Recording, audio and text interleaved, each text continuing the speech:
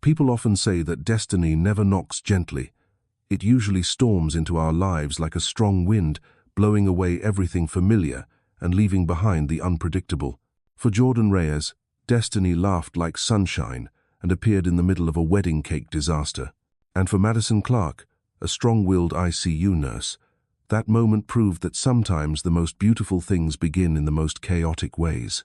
At the Emerald Ballroom in the Beverly Hills Hotel, where million-dollar weddings often occur, Jordan was sitting at the table reserved for the groom's closest friends.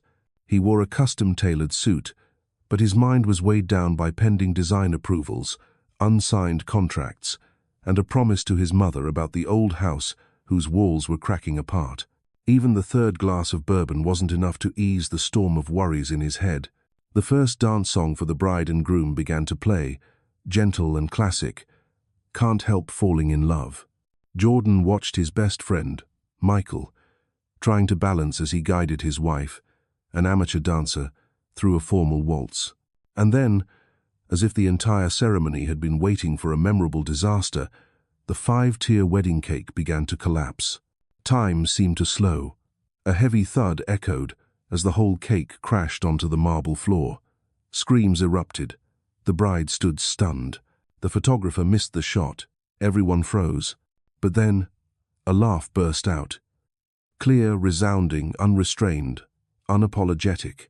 Jordan turned toward the sound, and his heart clenched. At table 7, reserved for guests from Cedar-Sinai Hospital, a young woman was laughing to tears. She didn't try to cover her mouth or look around for approval. She laughed as if the world was too ridiculous not to enjoy. Madison Clarke, 26 years old, head nurse of the pediatric emergency unit. She wore a navy blue dress that hugged her slender, tall frame. Her wavy black hair was loosely pinned up, revealing a delicate neck and a smile that could light up the room. At that moment, she had no idea she was being watched by a man who looked at her as if he had seen the sun again after years of cold rain. Jordan murmured, "That's the most beautiful sound I've ever heard." Andrew, a mutual friend, glanced over. "That's Madison, pediatric nurse at Cedar. She's amazing, but out of your league." Jordan stood up, adjusted his collar, and smiled. "Nothing's out of my league if I'm determined." He walked toward table 7, the first steps of destiny. "Excuse me," Jordan said as he approached. "I just had to come over and ask, how can you laugh when everyone else is panicking?" Madison looked up. Her gaze was sharp, intelligent, layered with meaning. "Because I think, if a wedding cake can commit suicide, someone should at least acknowledge its bravery," she replied, her eyes gleaming with mischief. "Would you like to dance?" Jordan extended his hand. "I promise I coordinate better than the cake." Madison raised an eyebrow. "Setting the bar low, huh?" "To exceed it," he replied, a sly smile spreading across his lips. They stepped onto the dance floor. At that moment, the DJ shifted to "At Last" by Etta James, not on the playlist, but the perfect choice. As Jordan placed his hand on Madison's waist, she whispered, "I'm terrible at dancing." "Good," Jordan chuckled. "I lied about being coordinated." They twirled in a clumsy waltz, but each movement felt strangely natural, as if they had practiced it for lifetimes. "Jordan," he introduced himself, his voice deepening as he looked at her from up close. "Madison," she replied, her name drifting through the air like a melody. "Do you always laugh like that?" Jordan asked. "No." Madison tilted her head. "I work in the ICU. I witness life and death every day. So when life becomes absurd, I choose to laugh." Jordan felt like he'd been pierced in the heart. Not just the beauty, not just the laugh, but her heart, a lantern in the dark. They danced through 3 songs. Jordan talked about the buildings he had repaired and the homes he had dreamed of building. Madison told him about the children, who called her the angel with the stethoscope. At the night's end, Jordan handed Madison a business card with a handwritten phone number. "If you call me," he said, "I'll take you to the best brunch spot in LA. If not, I'll spend the rest of my life wondering what I missed." Madison took it. "You think I'll call?" Jordan nodded. "You're the one who laughed when the cake fell. You see beauty in chaos. What could be better than that?" She did call, the next morning. And that brunch turned into lunch, dinner, and a sleepless night spent talking about life, faith, brokenness, and hope. At the time, they didn't know that the first dance wasn't just the beginning of a love story. It was the blueprint for a home that might weather every storm, or not. Great love stories don't flare up from fleeting passion, they smolder like fire within wood, seeming cold at first, but lasting through the years. They became inseparable after their first brunch at a small diner on Fairfax, where Madison ordered an egg sandwich with green chili, and Jordan drowned his pancakes in syrup like a child. The following dates came as naturally as breathing: a Wednesday night listening to jazz in Culver City, and a Saturday morning biking along Venice Beach, a rainy afternoon sitting under a bus stop roof, sharing a half-melted ice cream bar. Madison continued working rotating shifts at Cedars-Sinai. Jordan still spent his days on construction sites, and his nights sketching designs for homes small enough to feel warm, open enough to breathe.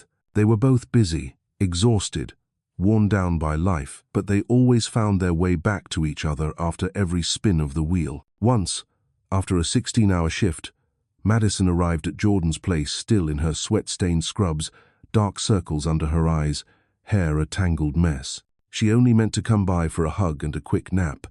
But as she walked in, Jordan, fumbling around the kitchen, turned and said, "I made chicken soup with scallions and cilantro. Go shower, then come eat." Madison froze for a few seconds, then burst into tears, not because of the soup, but because, in all her years of healing others, it was the first time someone had cared for her. She had to brace herself to care for someone else. Jordan didn't ask anything.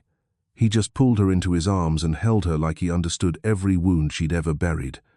At that moment, Madison knew this was no fleeting romance. 3 months later, they moved in together to a ground-floor apartment in Silver Lake, near the lake, near a bus stop, and just far enough from downtown to escape the constant car horns. The condo was just 55 square meters old, with a tiny kitchen, low ceilings, and a leaky shower. But Madison decorated it with black and white photos, and Jordan installed ceiling-high bookshelves so she could store her medical books, cultural magazines, and even short stories by Hemingway. Jordan woke up early every morning to brew coffee, play Bill Withers, and wait for Madison to come out in her navy nurse scrubs. She hated eating early, so he always prepared a paper-wrapped sandwich and stuffed it into her coat pocket, sometimes with a small note that said, "Smile more, ECU Engel." Whenever she got home before him, Madison made dinner. Nothing fancy, usually pasta, pan-seared chicken, or pulled pork sandwiches, but she always seasoned it like comforting a child who once knew hunger. Because for her, love wasn't about roses on Valentine's Day, but about perfectly cooked eggs, just salty enough bacon, and a soft enough gaze that said, "You are worthy of love." They had a small bed pressed up against the window. Every weekend morning, they stayed in bed reading, Jordan with his architecture papers, Madison with her medical journals. Sometimes they swapped books to explore each other's minds. They didn't have air conditioning, but they had a ceiling fan. No proper heating, but they had each other. One Saturday night, after visiting an art exhibit, Jordan asked, "If one day I lose everything, the house, the company, even my faith in myself, would you still choose me?" Madison didn't answer right away. She propped herself up in bed, pulled the blanket to her chest, then replied, "If you lost everything and kept this heart, you're still the one I choose." Jordan stayed silent for a while. Then he smiled. Not the kind of relieved smile, but one that looked like a quiet contract signed with fate. For him, her answer wasn't just love. It was the foundation on which he could build something not just for himself, but for them. A year later, they held a small wedding in an old church in Little Tokyo. No Vera Wang dress, no bridesmaids, no limo. Madison in a minimalist white gown, Jordan in a tailored old navy blue suit, and 40 close friends filling 2 rows of wooden pews. The priest asked, "Do you vow to love and care for this person in health and sickness, wealth and hardship?" Madison held Jordan's hand so tightly it felt impossible to let go. She replied, "I don't promise always to smile, but I promise not to walk away." Jordan's vow was simpler. "I promise to make her breakfast every day unless I die or lose my memory." The whole church burst into laughter. But beneath the laughter, everyone could see one thing clearly. They truly understood each other. They returned home in an old Toyota Corolla covered in stickers. Love is love, nurse life, support small business. Their honeymoon wasn't at a five-star hotel, but in their ground-floor apartment where everything began. Jordan had prepared chocolates, scented candles, and scattered lavender petals on the bedsheets. Madison played Just the Two of Us. That night, they needed nothing but each other. They didn't yet know that outside the window, beneath the warm glow of the street lamp, a storm was starting to brew, silent, slow, but unstoppable. And that's the thing true love must understand. Not everyone can keep their heart whole through the seasons when the wind begins to change. Some moments in life feel like the peak, but turn out to be the edge of a cliff. 3 months after the wedding, Jordan's small company, Reyes Foreman Structure, signed the most significant contract in 3 years, a renovation project for a villa complex in Brentwood worth nearly $300,000. It was the turning point. Jordan had dreamed of a symbolic project located in the wealthy hillside neighborhoods of Los Angeles. The client was a reputable real estate firm, Marlowe and Finch, aiming to transform 5 Spanish-style homes into modern villas to resell at triple the price. Jordan jumped for joy when the contract was signed. Madison was just as happy for him. They had worked too hard, sacrificed too much to reach this point. She even took money from their joint savings to help him make advance payments to the materials suppliers. She believed in him as she believed in herself.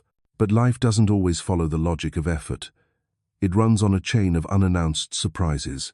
By the 6th week of the project, Marlowe and Finch's leading partner abruptly declared bankruptcy due to an illegal withdrawal of funds in a crypto investment scheme.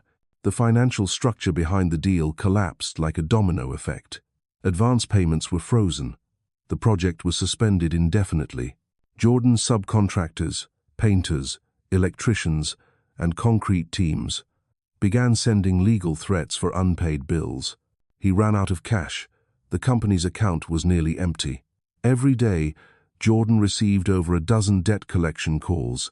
Madison only realized what was happening when she found Jordan sitting silently in the bathroom for hours, hot water running endlessly, eyes vacant. "I gave it everything I had," Jordan said with a choked voice. "I don't want you to carry any more of this. I'll handle it on my own." Madison said nothing. The next day, she sold her pearl necklace, a family heirloom passed down from her mother after she died. The money wasn't much, but it was enough to keep Jordan's crew for 1 more week. Then she called the bank to withdraw the rest of their joint savings. No discussion, she just did it. Jordan cried when he found out. For the first time, the man who'd stood firm against concrete and steel bowed his head to love. From then on, their lives changed. Madison took on more night shifts at the hospital. She didn't explain much to her co-workers, just said she wanted to save up for a baby, a lie she wasn't sure would ever come true. Jordan, too ashamed to ask for more funding, started doing whatever he could. Construction cleanup, driving Uber, making deliveries, freelancing online banner designs. Every evening, he returned home exhausted, bent like a 60-year-old man. But he didn't complain, and Madison didn't ask. They no longer danced in the kitchen. The sticky note saying, "Smile, ICU Angel," became rare.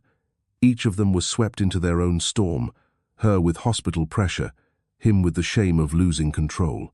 One night, after an exhausting shift, Madison came home and saw Jordan holding his phone, hands trembling. On the screen was a payment warning for overdue business credit.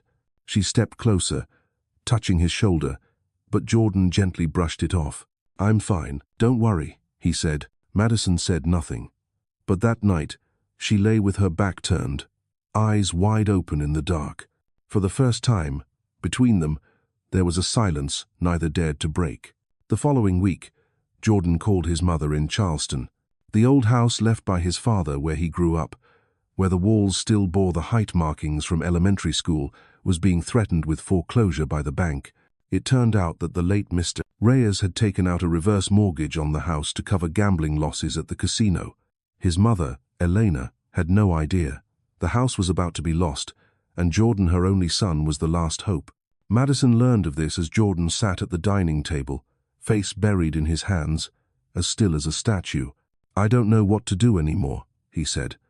"I can't let Mom lose that house. But I've got nothing left to give." Madison nodded.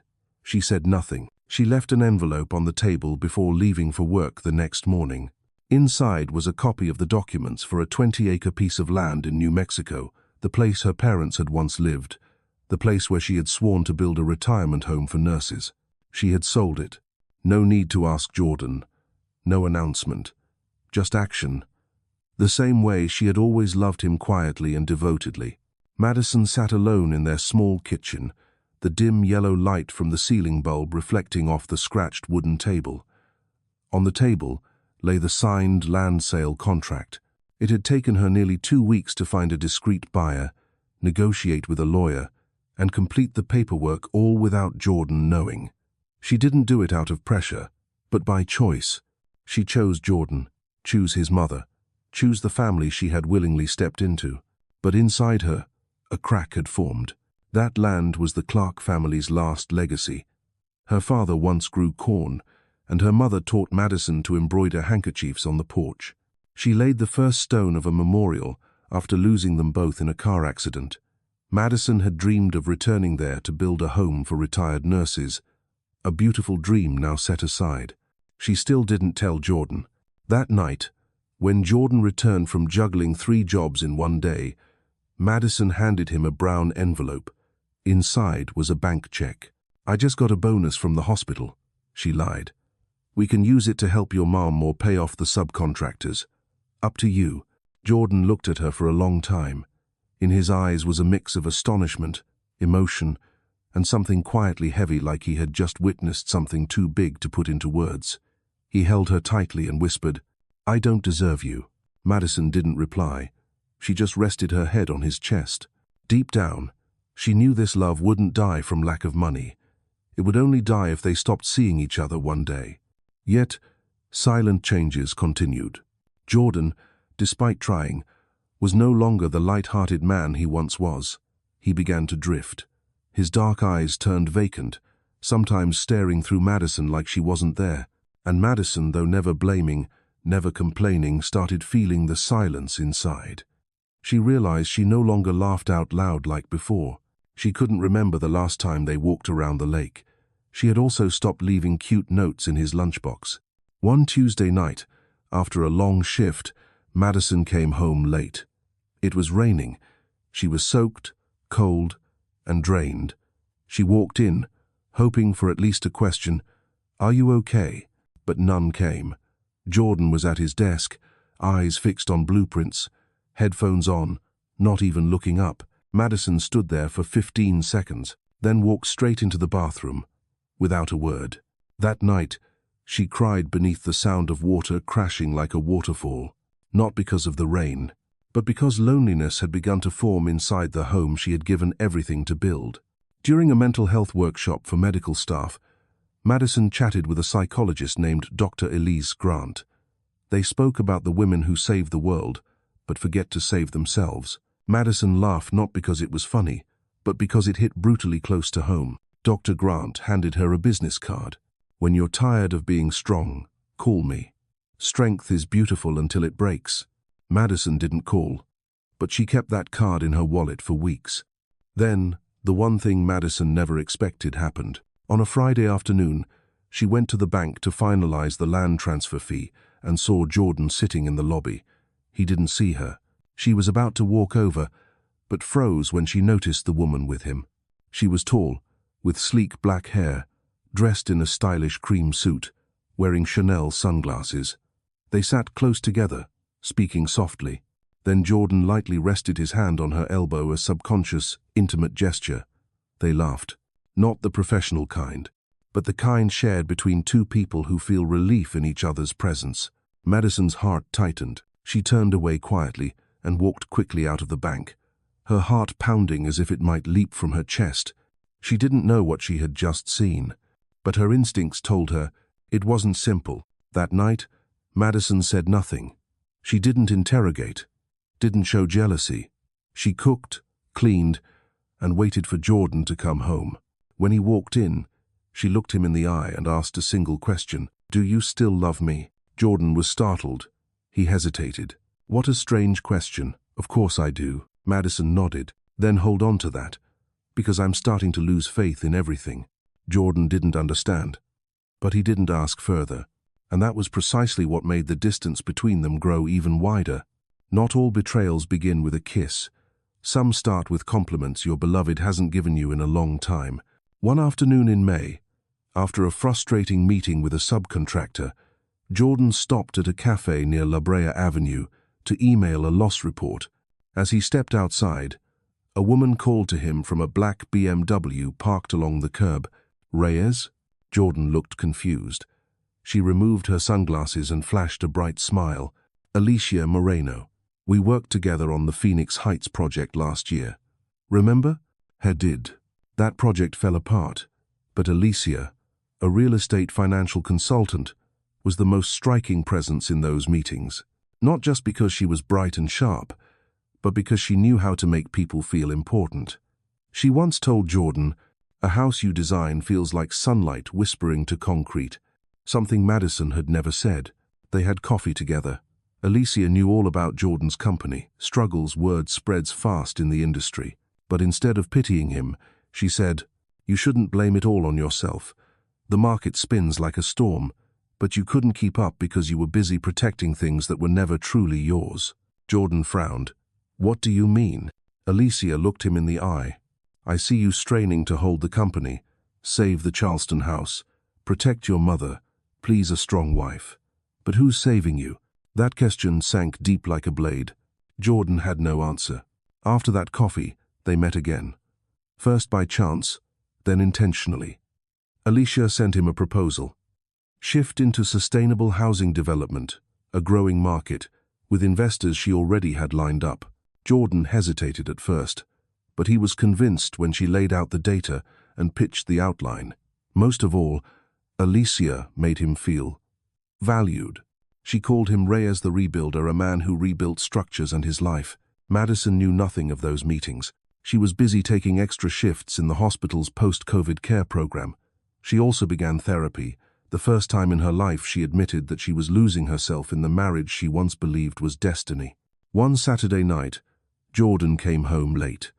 He wore a new shirt, hair styled with gel, a faint scent of unfamiliar cologne still lingering. Madison was sitting, reading. She didn't ask where he had been. But when he walked into the bedroom, she set the book down and said, "Jordan, I don't know who you are anymore." He paused, breath catching. "I'm still me." "No," she said, eyes fixed on him. "The man I loved once fell asleep sitting on a construction site, sketching designs for a shelter for the poor. The man standing here hasn't been home 4 nights in a row and doesn't even ask if I'm okay." Jordan didn't respond. He didn't apologize either. He removed his watch, placed it on the table, and entered the bathroom. The door closed without so much as a sigh. A few days later, Madison received a call from the bank in Charleston. Her mother-in-law's home, the ancestral house she had sold her land to save, had just received an offer for a high price. They said Jordan had agreed to the sale.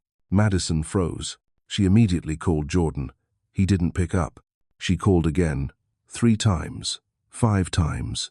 Finally, he answered. "What are you doing?" she asked, her voice cracking. "What are you talking about? You're selling that house? The one I gave up everything to protect?" There was silence. Then Jordan replied, his voice cold as stone. "You don't understand. This is the only way to start over." "No," Madison nearly screamed. "This is the only way for you to betray me again." She hung up. Her heart erupted like a flood breaking loose. That night, Madison drove through the night to Charleston. She didn't tell anyone. When she arrived, it was just after sunrise. The old house sat tucked between urbanized blocks. Elena was watering flowers. Madison approached and handed her a file folder. "This is the ownership certificate. It's in my name." Elena was stunned. Jordan said the house was about to be sold. "I repurchased it from the bank," Madison said, "with my parents' money, with the land that was supposed to be where I planted trees and rebuilt my dreams." Elena was silent, then pulled Madison into a hug. "I'm sorry. I didn't know." Madison cried. For the first time, not out of pain but because she had reclaimed the last thing that remained, her dignity. That morning in Charleston, Madison sat alone on the old wooden porch chair after Elena went back inside. It creaked softly with each slight move. In front of her stood the ancient oak tree where Jordan's father once hung a swing, where Elena used to string up tiny lanterns for holidays. Memories that weren't hers hurt as if they had always belonged to her. She quietly pulled from her bag a small object, a half-embroidered handkerchief, her mother never finished. The white cloth was thin, and the red thread faded. Her mother died too suddenly to complete it, just as Madison had never expected to sacrifice her dream of a retirement home for a man who no longer shared her rhythm. Something inside her died that morning, not love, but the feeling of being seen and chosen. Madison sighed. She knew she could no longer be the woman who bore everything without question. She needed one final conversation, not to win anyone back, but to see if anything was left to hold on to. The next evening, Madison returned to Los Angeles. Jordan was at home, seated before a new blueprint. He was surprised when she walked in, hair tousled, eyes red, but face resolute. "You're back," he said, standing. "We need to talk," Madison interrupted. She didn't beat around the bush. Jordan nodded. "I know." They sat on the sofa, once a haven of warm evening cuddles, now as distant as two planets out of orbit. "You said I don't understand," Madison began, voice eerily calm. "You're right. I don't understand how a man who promised to build a home chose to pull its foundation without asking the one who lives in it." Jordan opened his mouth, but she raised her hand. "I don't need explanations. I need to know, is anything left between us worth saving?" Jordan was silent for a long time. His eyes clouded, full of unspoken things. "I don't know anymore," he finally said. "I don't know who I am. I don't know if I deserve your trust. Sometimes I see you as the only light in this tunnel, but sometimes I fear that light only shows me how far I've fallen." Madison closed her eyes. A single tear slid down her cheek. "Then," she whispered, "let me go. Because I can't always be the light for someone who doesn't want to leave the dark." She stood and walked to the bedroom. Jordan sat frozen. Between them, the distance was no longer measured in meters but in unspoken fractures. In the following weeks, they lived under the same roof, but no longer shared the same life. Madison came home late, took weekend shifts, and ate separately. Jordan buried himself in blueprints, Alicia's projects, and meetings Madison no longer asked about. The breaking point came one Monday morning. Madison was getting ready for work when she saw Jordan holding a suitcase. "Where are you going?" she asked, not sharply, just out of what felt like a leftover habit. "San Diego. Prototype site visit. Just a few days." "Who's going with you?" Jordan hesitated, then answered, "Alicia." Madison's chest tightened, but she nodded, said nothing more. After Jordan left, Madison sat down, picked up her phone, and called Dr. Elise Grant. "I want to start more frequent therapy," she said, "and maybe learn how to let go." In San Diego, Jordan began drifting from a marriage already decayed, yet one he hadn't dared to end.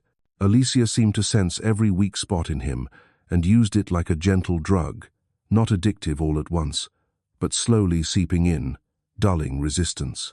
One evening, after attending an investor pitch with Alicia, they walked along Coronado Beach. The wind was still, the waves soft, moonlight shimmering on the sand like silver.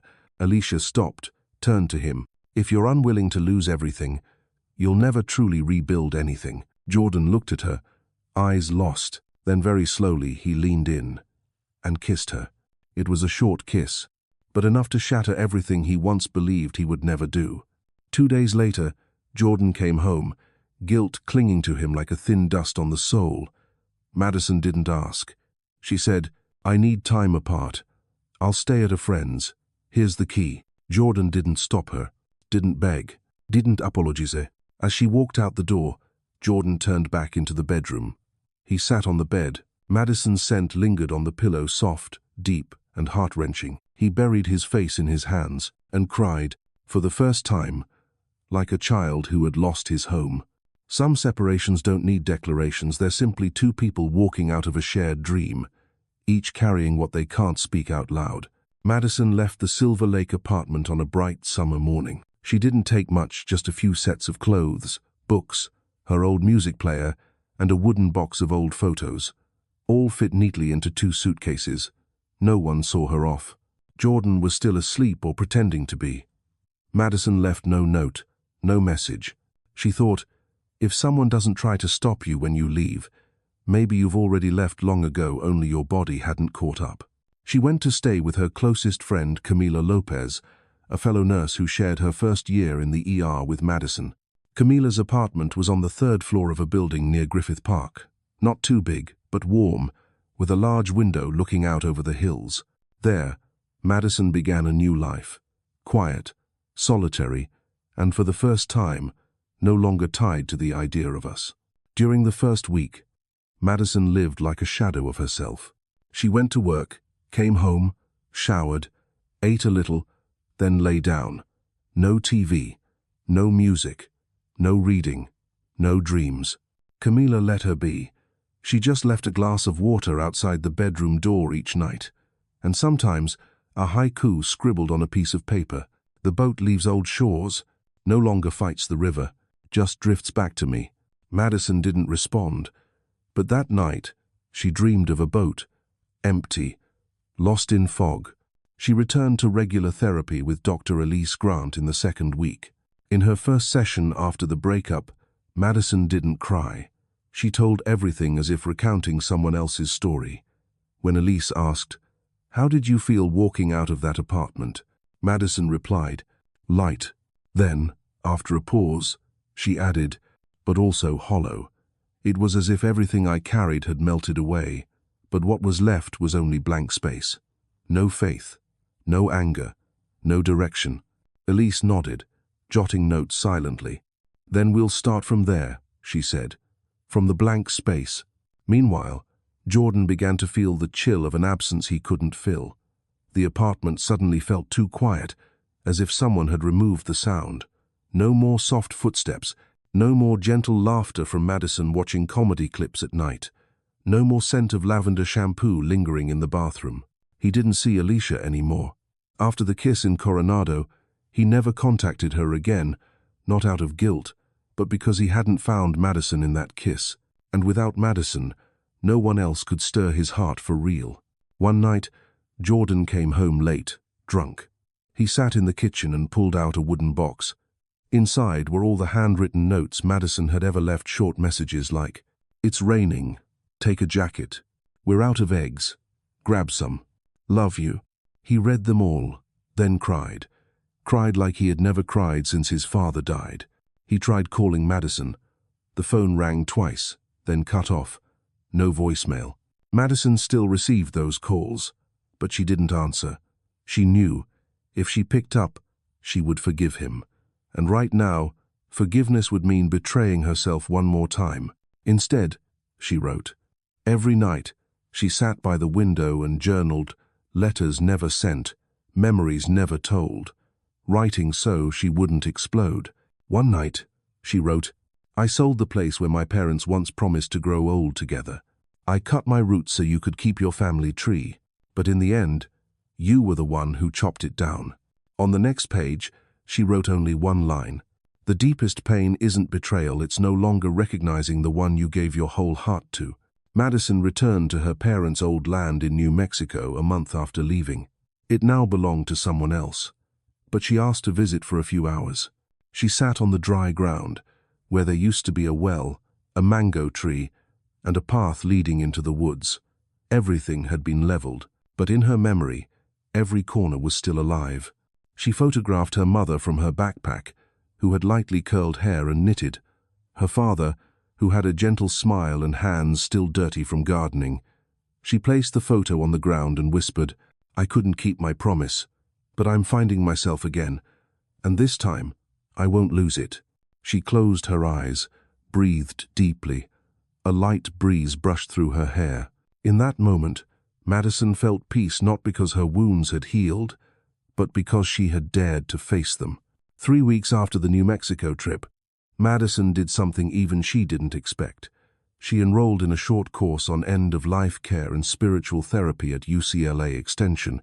Not because she wanted to change careers, but because she wanted to learn how to heal herself for the first time in her life, not just care for others. She sat in class with nurses, psychologists, and former cancer patients. In one session, the lecturer asked, "Who here has ever felt they've lost their roots?" Madison raised her hand then. They stayed silent. Just a nod, but it carried the weight of an entire eroded past. At home, Madison opened the old shared email account she and Jordan used to store photos, documents, and plans for their dream house. She began deleting everything, not out of anger, but because she needed space to breathe. She wrote an email and saved it as a draft. "Jordan, I no longer resent you. We both did wrong during a foggy time. I want you to know, I still hope you rebuild your life, whoever you're with, wherever you are, but not with me. I need to learn how to love myself. And this time, I can't afford to forget who I am to hold on to a we that no longer exists." She didn't send it, but writing every word was enough to untie the knot. During this time, Jordan began to change too, not loudly, not dramatically, but quietly, like stone eroding in rain.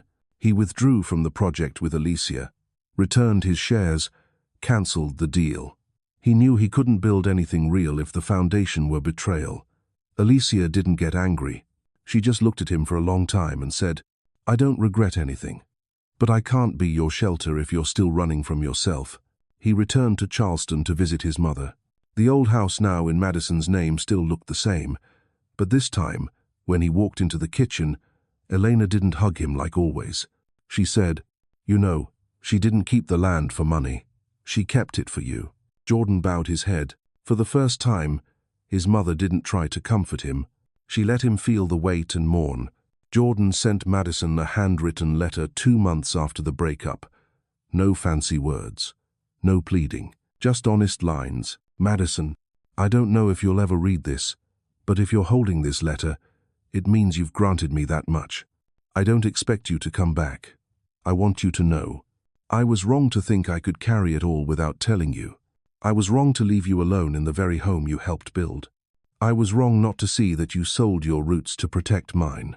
I lost you not because you let go, but because I let go of our love first. But if there's still a small space in your heart for what was once beautiful between us, I ask for one meeting, not to reunite, but to say goodbye correctly." Madison received the letter on a Friday afternoon. It wasn't raining, but her heart went still as if thunder had rolled somewhere unseen. She called Jordan. His voice faded when he heard hers. "I agree," she said. "One coffee. Just one." They met at the same cafe on Fairfax where they had their first brunch. The table by the window was still there, but everything else had changed. Jordan wore a white shirt, no hair gel, no strange cologne. Madison wore a mint green sweater, her hair tied up, and almost no makeup. They sat across from each other. For a long while, no one spoke. Finally, Jordan said, "I thought, if I built enough and provided enough, then love would stay. But I forgot you didn't need a house. You needed a partner." Madison nodded. "And I thought, if I loved enough, sacrificed enough, then you'd choose me every day. But I forgot love isn't a competition of giving." They were silent again. Then Madison looked straight at him. "I've forgiven you, but I don't want to come back." Jordan swallowed hard, then nodded. "Thank you for telling me. I don't deserve you coming back, but I want you to know. You gave me something I'll never repay, a clear look at who I am." Madison stood up first. She didn't hug him, just bowed slightly. Before leaving, she turned back and smiled gently. "Be well, and if one day you build a real home, don't forget to leave a wooden chair by the window for someone to sit with you, the way I once did." Jordan didn't cry, but as she walked out the door, a part of him, the part still pure, followed her and never returned. They say you're no longer afraid once you've reached the depths of pain. But Madison didn't believe that, because pain, if not faced, never truly ends. After the final meeting with Jordan, Madison went home, sat by the window, and breathed. Memories didn't choke her breath for the first time in months.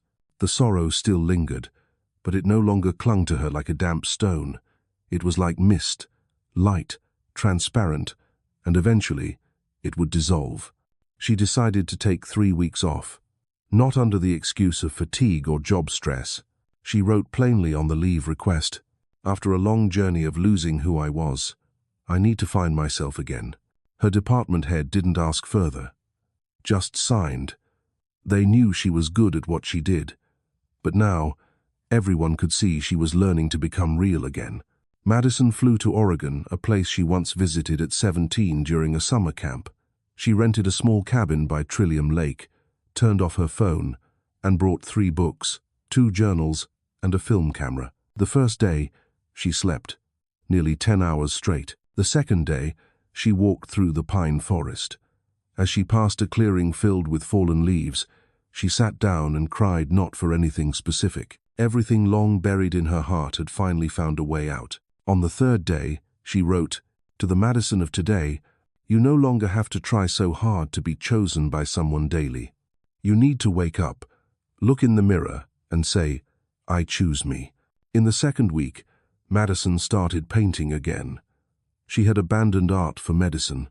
Now she picked up the brushes and captured the scenery around the cabin, sunlight in the woods, the lake in early morning, the starry sky at night. Each painting was a version of Madison she had once forgotten. On a rainy day, she wrote in her journal, "Loving the right person is happiness, but learning to love yourself after losing them is magic."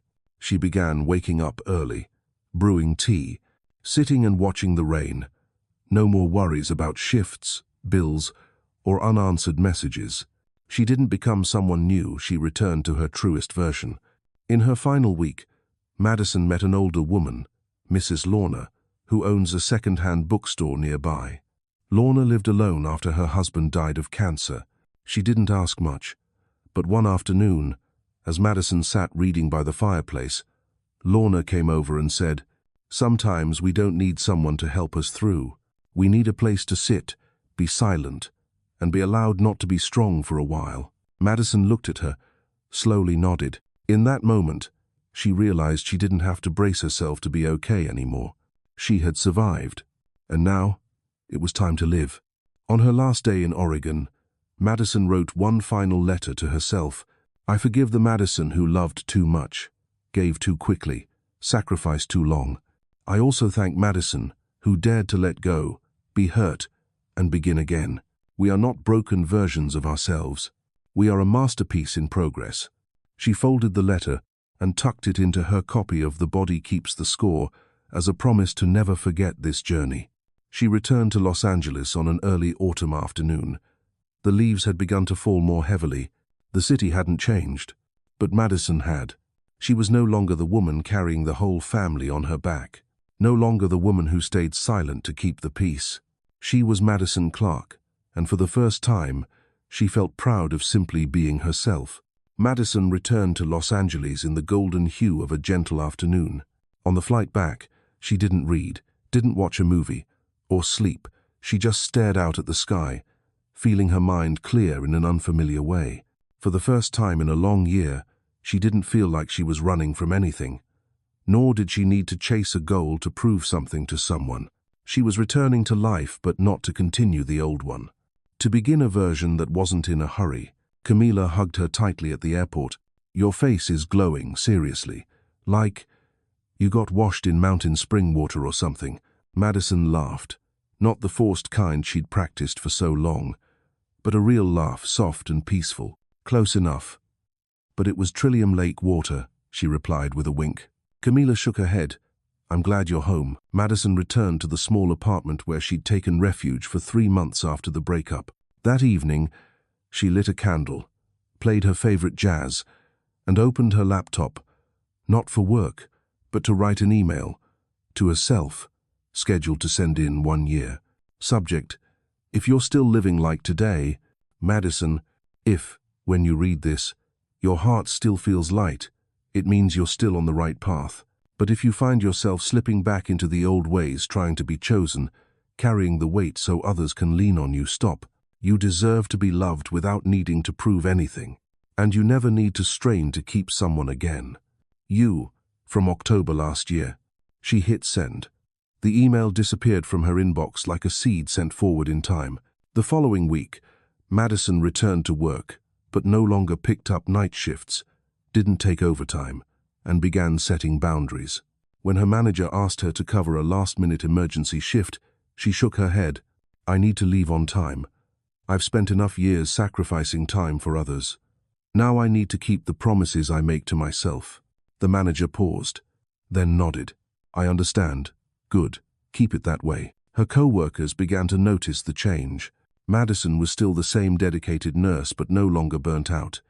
She no longer carried a long shadow of endurance. She was light, not blinding, but steady. And that spread. One Friday afternoon after a shift, Madison stopped by a used bookstore in Silver Lake, a place she'd visited a few times but never had time to linger. The dusty glass windows and the rusted iron sign Linden and Sons gave way to the scent of old pages and pine resin inside it, felt like stepping into a distant memory. She was flipping through letters to a young poet when a deep voice behind her said, "That book's 9th letter is lovely about being patient with everything unresolved." She turned around. A man in his mid-30s, tall, with black-rimmed glasses, a crew-neck sweater, and linen trousers. Not strikingly handsome, but his eyes held something calm and understanding. "You a Rilke fan?" Madison teased. "No, just someone who once tried to find life's answers in other people's letters." They both laughed. He extended a hand. "Gavin, I manage the shop on weekends." "Madison," she replied, shaking it. "Nurse, I don't manage anything, but I read on weekends too." Gavin didn't ask anything more. No prying, no judging, no performing. He returned to the counter, letting her browse in peace. And that was what made Madison feel at ease. No expectations, no entanglements. Two people coexisting on the same afternoon, not trying to play a part. That day, Madison left with 3 books. The last one came with a slip of paper. "I think you'll like this part, page 117. No signature." At home, she opened the book. Page 117 read, "Sometimes the one who doesn't scream is the strongest because they've learned to stand among ruins without needing witnesses." Anne Michaels. Madison froze. It had been long since someone had truly seen her without asking. Since that first encounter, Madison began visiting Linden and Sons more often. At first, every 2 weeks, then weekly, not because of Gavin, but because of the feeling there, peace, enough silence to be still without feeling left behind by the world. Gavin was always there on Friday afternoons. He never started conversations unless Madison did, but he never avoided them either, like an old lamp in a library corner, not glaring, not demanding attention, but always there waiting if someone needed light. One drizzly afternoon, Madison brought a book to the counter. Gavin was flipping through an old magazine. She asked suddenly, "Have you ever lost someone?"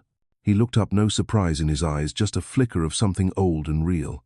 "Yes, a few. Some died. Some just disappeared." Madison nodded, as if recognizing a familiar tune. "I used to think," she said, "that losing someone was the worst, but really, the worst is when they're still there, but no longer themselves." Gavin was quiet. Then, after a moment, he replied, "Maybe. Or maybe. They were never really who we thought. We loved the version we drew of them." Madison gave a soft laugh, not out of humor, but the kind of laugh when someone names a pain you've never put into words. "Do you still love anyone?" she asked, not expecting a clear answer. Gavin paused, then said, "I love stillness. I love people brave enough to be quiet. I love kindness that expects nothing back." Madison asked nothing more, but that night, she wrote in her journal, "Some people never ask about your past, but the way they quietly listen makes you want to tell them everything." Camila invited Madison to a small get-together the following week, just a few friends, wine, and indie music. Madison hesitated. She wasn't great with crowds anymore, but Camila looked her in the eye. "When did you last laugh at something that didn't matter?" Madison couldn't remember. She said yes. The party was simple but warm. At one point, amid the laughter and smell of food, Madison looked around. People were simply living, not for success, not for love, not for healing, and just living. And she smiled for no reason at all. Gavin invited her to an open poetry reading at a cafe near the library one Saturday night. Madison hesitated. She hadn't felt she belonged in romantic spaces like that for a long time. But Gavin just shrugged. No one has to speak. Just come. Just exist. So she did. And for the first time in a year, she listened to poetry not for salvation but for joy. She sat quietly, eyes closed, as an older woman read a poem titled "The Crack Where Light Gets In." In the final lines, Madison shivered. "I carry a crack within me, like someone pregnant with light, not to give birth, but to remember I'm still alive." After the reading, Gavin drove her home. They said nothing on the ride. But Gavin played an instrumental piece when the car stopped outside Camilla's. "I know this," Madison whispered. "Spiegel, I'm Spiegel, right?" Gavin nodded. "A piece that feels like you're dissolving, but still whole." She didn't reply, but as she stepped out of the car she knew. Someone had touched the calmest part of her, not with hands, but with presence. From that night on, Madison felt something stirring in her, not loud, not clear, but enough to make her look forward to Friday afternoons again. Gavin didn't try to impress. He remained the man tending a bookstore, gentle in a way Madison wasn't used to. But maybe that's why she felt safe, not because he offered protection, but because he never invaded. One afternoon, she dropped by, but Gavin wasn't there. The temporary clerk, a college student named Laura, said he went to take care of his father at the nursing home. "I heard he's not doing well again." Madison felt a pang of concern, then paused. Since when had she started caring this deeply for someone she'd only known for under 3 months? That night, she opened her journal and wrote, "When the heart begins to knock again, will I dare open the door?" 2 days later, Gavin returned. He looked tired, thinner, but smiled at her, the same familiar way. Madison didn't ask anything, but as she left, she tucked a note into the book he was reading. "I'm not asking, because sometimes the kindest thing is letting someone speak when they're ready. But I'm here, if one day you need a chair beside you." The next day, when she came back, Gavin said nothing more. He handed her a poetry book and said, "Page 42. Read it when you feel ready to love again." Madison didn't read it immediately. She placed it on the windowsill where the morning light poured in. She glanced at it every time she passed by but didn't open it. She was afraid, not of Gavin, not of the feelings that might bloom, but of herself, afraid that her heart still bled beneath the healed surface she'd built. Afraid she was only being healed, not truly healed. One night, during heavy rain, Madison dreamed. She dreamed she returned to the old house in Charleston. Jordan's mother stood on the porch, holding a faceless baby. "You're right on time," Elena said. "Someone's been waiting." Madison stepped inside. On the table was a painting she once made in college, torn in half. She picked it up. Her signature was still there. When she woke up, Madison opened the book. Page 42. "When love knocks again, don't open too fast. Don't close too tight. Listen, is it your heartbeat? Or the echo of someone who left? If it's your heart, open, but step out, not in." A.C. Lurie. Madison closed the book, didn't cry, didn't shake, just breathed, deeply. The following week, she met Gavin at the park. He was reading under a tree. She walked over and sat beside him. Neither spoke for several minutes. Then Madison said, "I read it. Page 42. Gavin smiled. "And?" She looked at him unflinching for the first time. "I'm not ready for someone to step in, but I'm ready to step out." Gavin didn't ask anything more. He set his book down and nodded. "Then let's walk a bit." No one leads. Just side by side. Madison didn't answer. She tucked a strand of hair behind her ear, an unconscious gesture she made when she felt safe, and inside her, something soft stirred, like sunlight piercing through fog. Madison began changing not because of Gavin, but because of herself. He was the first in a long time to make her realize she could live gently, without fear. That strength didn't always mean carrying everything. She stopped seeking compensation, stopped needing validation for old wounds. She began living as if the past didn't need explaining, only the present deserved honoring. Madison returned to Linden & Sons with a small paper bag on an early winter afternoon. "I want to leave this here," she said, placing a wooden frame on the counter. Inside was a pressed red maple leaf and a handwritten note, "Place by the east window where the light is best. For those who need a reminder that autumn isn't the end. Gavin stared at it for a long time. He didn't ask. He just said, "I think a lot of people will see it and understand." Madison smiled, then walked out light as wind. Weeks later, Madison received an email from a chronic illness center incorporating art therapy. They'd reviewed her volunteer application submitted months ago during the blank space between storms. They invited her to a 6-month pilot program where she'd help terminal patients rewrite their life stories, part of a living legacy therapy. Madison read the message, her hands trembling slightly, not from fear, but because a door opened for the first time, not to escape, but to be herself. She called Camila. "I got it," she said. "Got what?" Camila screamed on the phone. "A new job. But not a job. A new way of living." On her first day at the center, Madison wore a long cream coat, her hair tied up, carrying a bag filled with sketch paper, watercolors, and blank journals. Her supervisor was a silver-haired woman, Dr. Miriam Zhou, who spoke slowly, eyes bright, and never interrupted the silence. "You don't need to make them happy," she said. "Just be there so they can be themselves in their own story. One last time." Madison understood, because once she had longed for that. Someone who would sit and let her speak without dissecting or correcting. Weeks later, she helped a woman named Clara, 68, had terminal cancer, write her memoir. Clara had once been a musician and loved another woman when society wasn't ready.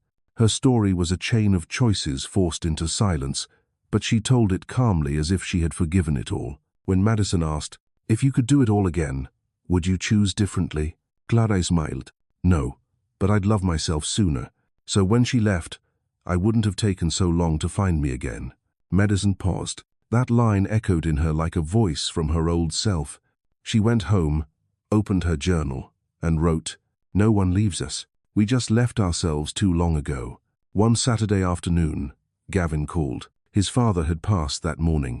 His voice didn't break, but Madison heard the vast emptiness inside his calm. "I just need to sit somewhere." "We don't need to talk," he said.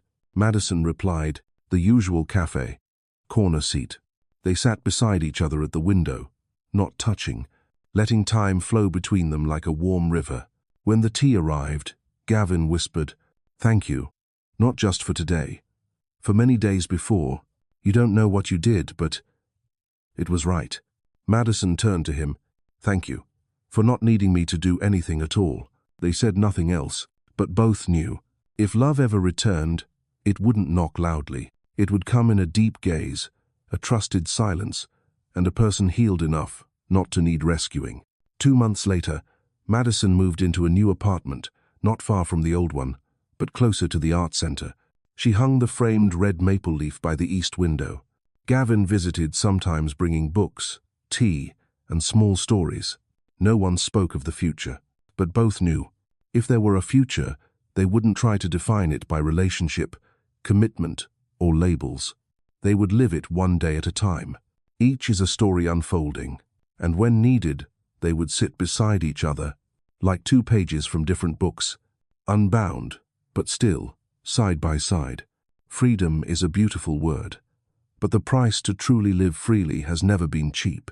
Madison realized that one early spring morning, while helping a patient write the final chapter of her memoir. The woman was named Estelle, 83 years old, a former literature teacher from New Jersey who had lived a model life. 60 years of marriage, raised 3 children, never did anything crazy. And yet, in the last lines she wrote, there was one sentence that caught in Madison's throat. "I lived a proper life, but I'm not sure I ever lived true to myself." Estelle smiled as she wrote it, not with regret, but with the soft exhale of release. Madison held her hand for a long time. She didn't know how to respond for the first time in months, because she understood that feeling too well. When she got home, Madison opened an old file, the one that held awards, conference invitations, and lists of medical accomplishments she had spent nearly 10 years building. She stared at them for a long time, then closed it. She no longer saw herself in those achievements. Back then, she lived as if she had to prove something to Jordan, her late parents, and society. A woman of color, raised under hardship, could still rise, succeed, and be recognized. But now, she understood, not every victory needs an audience. One night, while chatting with Camila over a glass of wine, Madison said, "I'm thinking of leaving emergency medicine for good." Camila froze. "What did you say?" "Shifting fully into art therapy, teaching writing, working with chronic patients, maybe starting a personal storytelling class for trauma survivors." Camila set her glass down and studied her face. "Are you sure? You spent your entire youth climbing to the top of the system." Madison nodded, slowly, "And I made it to the top. But there's no air up there for me to breathe." In the following weeks, Madison began planning her departure from the hospital. Not suddenly, not hastily. She worked extra hours to help transition case files to colleagues. She had a private conversation with her manager, her first ever mentor, and for the first time, spoke her truth. "I used to stay for the reputation, but now I want to leave. For life." Her manager didn't argue. He just shook her hand and said, "Leave the right way. But don't disappear. You still have so much to teach those who come after you." Madison smiled. For the first time, she felt like she was walking away, not because she'd failed, but because she was whole enough not to need to hold on. After officially resigning, Madison used her savings to rent a small studio near the Highland Park Arts District. It had high ceilings, expansive windows, enough easel room, floor cushions, and a long wooden table for writing. She named the space the Narrative Nest, a home for untold stories. At the opening, only a few close friends came: Gavin, Camila, and some former patients. "No ribon cutting, no champagne," just a handwritten sign at the door. You don't need to be a writer to tell your story. You only need to live truly, and dare to tell it not for anyone else, but so you can hear it for yourself and realize, "I made it through. I lived. I was real." Gavin brought a small potted plant. "I thought the nest could use a little green," he said. Madison took it. "What kind is it?" "Dwarf bamboo. Resilient, flexible, doesn't need much care, but still grows." She looked at him and nodded. "Like you," Gavin added, voice soft as a breeze. "Doesn't need much, but still enough to live and keep growing." That evening, Madison sat alone in the studio after everyone had left. Soft yellow light, blank walls, and no sound except the faint wind at the door. She took out a piece of paper and wrote, "Today, I officially let go of the life I once thought was right. Not to rebel, but to be free. Free from templates, free from expectations, free from my own fear. I don't need to become someone. I need to be me." She signed it, folded it, and placed it beside the small bamboo plant in the window. The moonlight poured in, and for the first time in many years, Madison felt she was truly alive, not following a script, not leaning on anyone, not doing it for anyone, but simply, for herself, a woman who is whole enough to fill her own life.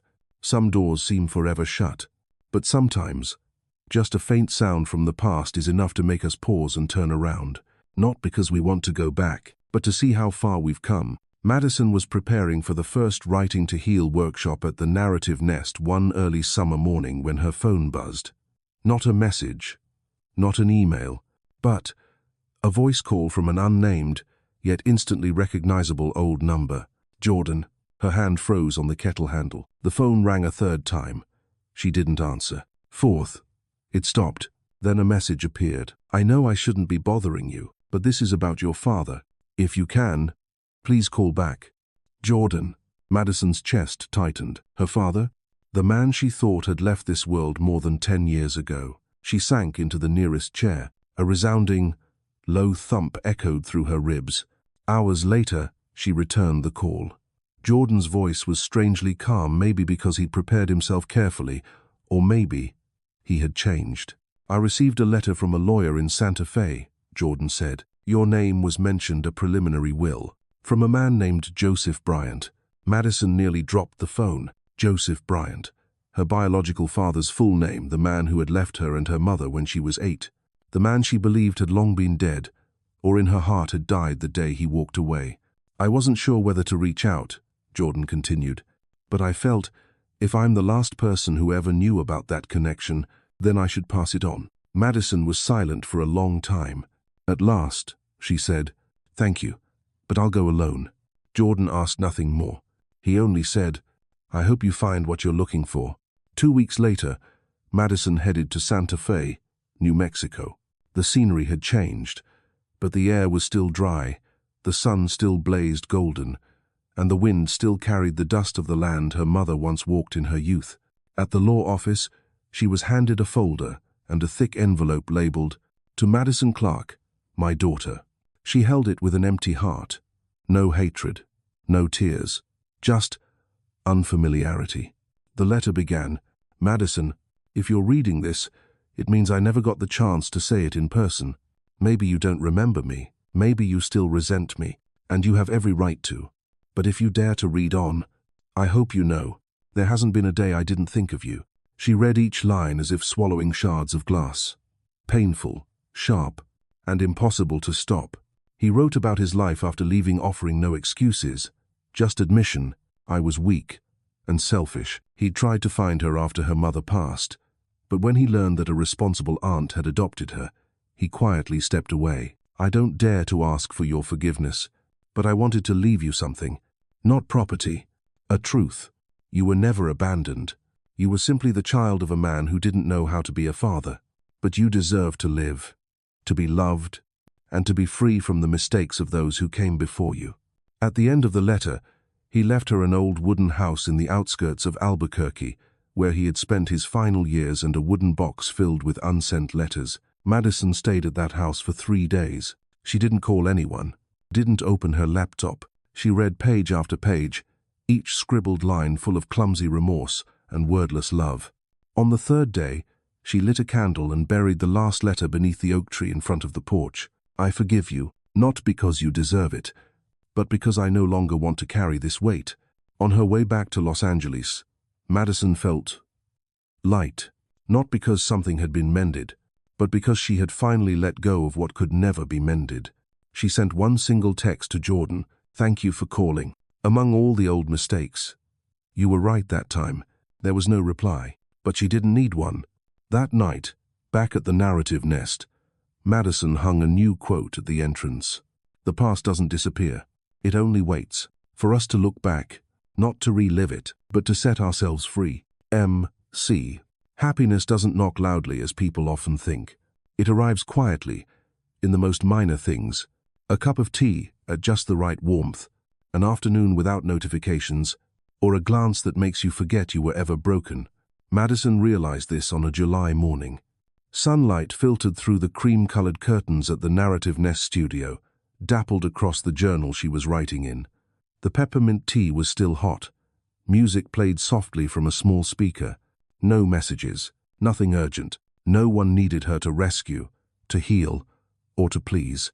Just her sitting still, breathing, and feeling. She was alive. Gavin arrived at 9 a.m., carrying a basket of muffins and a book. He was no longer the mysterious man from a novel. He was part of her every day, like a stool, dish towel, or fan sound. And precisely because of that, Madison felt safe. They had breakfast on the wooden floor. Not much talking, until Gavin looked at her, eyes soft and bright. "Are you free next week?" Madison raised an eyebrow. "Free for what?" "I've got tickets to the Mendocino coast. A small cabin, no cell service, no internet." Madison smiled. "Are you planning to kidnap me from myself?" "No, just inviting you to come along with yourself. I'm only the driver." She paused, then nodded. "Okay, let's go." The trip began on a Friday. They drove along California's coastline, ocean to the left, mountains to the right, and memories gradually fading behind them. In the car, they didn't play music. They didn't talk much. They existed, fully. Gavin's cabin sat in the middle of a pine forest in Mendocino. Silence enveloped everything, broken only by rustling leaves and a trace of sea salt in the breeze. Madison walked in, set her backpack down, and stood still for a long while. Her eyes swept the room's wooden walls. A single table, a white bed, a wide window looking out into the woods. "This is something I never thought I needed," she said. Gavin smiled. "It's also something I never thought I'd be brave enough to share." That first night in the cabin, they sat by the fireplace. No wine, no movies, just two people who had learned to love themselves, now sitting beside each other, not trying to be a couple. Madison turned to him. I used to think happiness meant finding someone to fill my emptiness. Gavin paused, then asked, and now? Now I know the person next to me doesn't need to fill any gaps. Don't dig more. Gavin chuckled softly. I don't carry a shovel, he said. Madison laughed too, a full-bodied laugh, unafraid. That night, they slept beside each other. No sex, no promises, no labels. Just two heartbeats, lying parallel. And in Madison's dreams, for the first time in years, she wasn't falling. She was flying. Madison once thought sorrow was the heaviest weight, but it turned out happiness frightened her more because it asked her to stay. After Mendocino, she returned to Los Angeles with a heart as soft as early autumn Sunday. There were no grand resolutions, no bold decisions, but each day she lived more slowly, more deeply. She arranged flowers. She learned to cook a new Italian dish. She journaled every morning with the same opening line, Today I'm still here, still May. Gavin did the same. He never pressured her, never demanded. Some days he came, some days he didn't, but always left one message before bed. You being okay is enough. Madison gradually adjusted to a rhythm without sharp highs or lows. She no longer checked her phone every 5 minutes, no longer flinched at acts of kindness. She learned to trust. Not that others wouldn't hurt her, but that even if they did, she wouldn't lose herself again. One day, Madison hosted a small talk at the Narrative Nest titled, Are We Afraid of Living Well? She shared a strange truth that many people, after surviving depression or heartbreak, became afraid of peace, afraid they won't know what to do with it, afraid that if they're happy, something bad will follow. The audience nodded. A middle-aged woman said, I once left a kind man just because it was too calm. I couldn't handle the lack of drama. A young man added, I often feel I don't deserve peace. Like if something good comes to me, it's a mistake in the universe. Madison listened silently. Then she said, I used to feel that way, too. But I learned this. Peace isn't a reward. It's a right. Everyone deserves to live a life that doesn't constantly spike. The question isn't, do I deserve it? It's, will I let myself enter it? The room fell silent. No one spoke, but many lowered their heads, as if seeing themselves in a mirror long overdue for cleaning. That night, Madison and Gavin had dinner at her place. She cooked. He did the dishes. Soft jazz played. Warm lights. 2 glasses of wine. Gavin sat on the floor, back against a chair, and asked, If today were your last day alive, what would you regret most? Madison thought for a while. I'd regret not giving away what I have.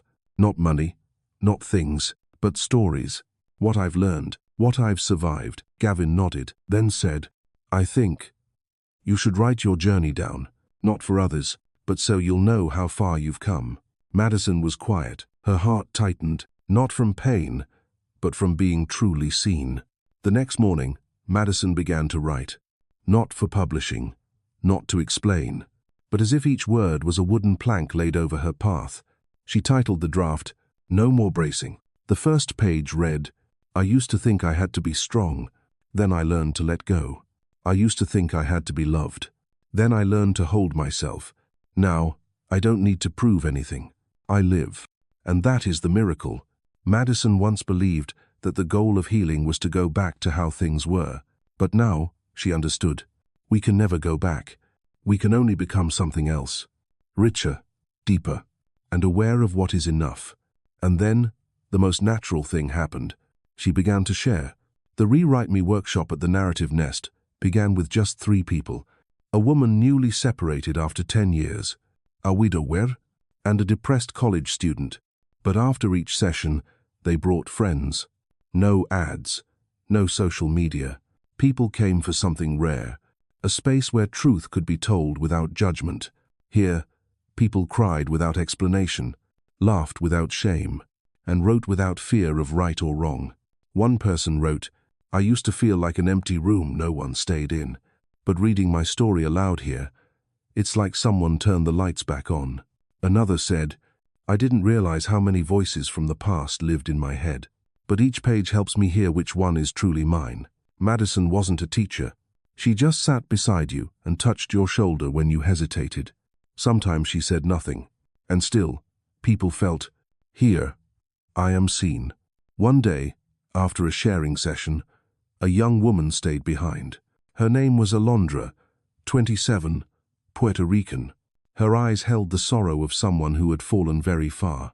I once attempted suicide, she said softly, but after I read the part you wrote about no one being in the room when you're in pain, I felt like someone had once sat with me at the bottom of the well. Madison didn't react right away. She let the silence hold that sentence. Then she said, I used to think I felt alone, but many of us fall together. We didn't know to look sideways. Alondra broke into tears. Madison hugged her, like hugging her 8-year-old self, the one who once wanted to disappear without anyone noticing. That night, Madison opened the No More Bracing manuscript and added a new line.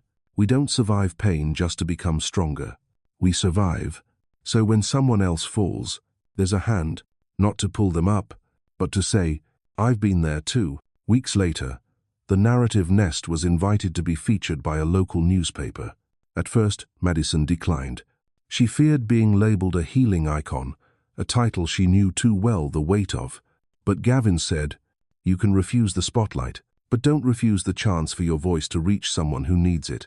Madison agreed, not for herself, but for the ones who once wrote, I kept living. Because I read that sentence. The article ran under the headline, From Ruin to Breathing Again, the woman who opened a nest for untold stories. The image showed Madison writing by a window, hand on her chest, sunlight draping across her cheek. No posing, no acting, just a woman who had learned to sit with herself, now helping others do the same. One evening, after locking the studio, Madison and Gavin walked beneath the golden glow of small local shops. Gavin asked, Did you ever imagine you'd live like this? Madison laughed. Never. I thought I'd wear a white coat all my life, wake at 5 a.m., enter an oar, then come home and eat dinner alone. And now, I wake at 7, drink peppermint tea, help people write about the times they almost let go, then hug them when they shake from finding themselves again. Gavin looked at her, said nothing, but in his eyes, she saw something clear, a pride that needed no words. One early autumn afternoon, Madison stood in the empty room at the narrative nest. Late sunlight slanted across the wooden floor like honey. She had just finished a 6-week series called Survivors Storytelling. In this little room, so many stories had been told, not to complain, but to release. Not everyone healed completely, but everyone left having set something down. Madison closed her eyes, placed her hand over her heart. No trembling pulse, no fear of abandonment, just one truth. A woman who had learned how to live genuinely. That night, she and Gavin celebrated in her backyard, just the two of them, string lights overhead, soft piano from a speaker. Gavin made soy-glazed grilled rice cakes, the first dish he learned from his mother. What do you think you'll do next? Gavin asked as they sat shoulder to shoulder on an old rug. Madison leaned her head on him. Maybe rewrite my life. But this time, not from childhood, from now. And what would you call this chapter? She thought for a moment, then answered, Untitled, because I don't need to define it anymore. I need to know. I made it. I'm still here. And after everything, I'm still gentle. A week later, Madison received an invitation from an international organization on post-crisis arts recovery. They wanted her to lead a workshop with Syrian refugees in Turkey, a place where hundreds carried memories that were too heavy for language to contain. She read the email for a long time, then wrote down one sentence. Wounds have their own language, and sometimes, all we need is someone patient enough to listen without mistranslation. She didn't reply right away. Accepted it. Didn't rush to accept, because for the first time in her life, Madison no longer felt she needed to prove her worth. She would choose if her heart said yes. One morning, while watering plants by the window, the tiny bamboo from long ago now nearly knee-high, Madison saw a girl, about 10, standing outside the glass of the narrative nest, peering in. The girl didn't speak. She just pointed at a stack of journals neatly placed on the table. Madison opened the door. "Would you like to come in?" The girl nodded. And Mira was the daughter of a woman who had once attended a workshop. Her mother had started telling her stories again, not fairy tales, but real ones. "I want to write too," Mira said. "Like my mom." Madison knelt to her eye level and smiled. "Then let's begin with the first page. Write about what makes you feel most like you." The girl nodded, pulling a pen from her little backpack. Madison stood, eyes misty. The circle had closed. No, not closed, it had opened. Lighter, deeper, and broader. That night, for the first time in years, Madison wrote herself a letter, not to send to the future, but to acknowledge the now. "Madison, you didn't choose the easy road, but you lived truthfully, and that alone makes a life. You no longer brace yourself. You no longer need someone to see you to feel you matter. You live with light from within, not from the stage. And if one day someone asks what happiness is, you can point to yourself, to the little nest where stories are told, and say, this is what's left after everything once fell apart, and it's beautiful enough to begin again." She folded the letter, placed it by her bedside, turned off the light. Sleep came without warning. And in her dream, Madison wasn't flying. She was standing on solid ground, barefoot, under golden light, hand in hand with a little girl, herself, at 8 years old, both looking ahead, into something unnamed.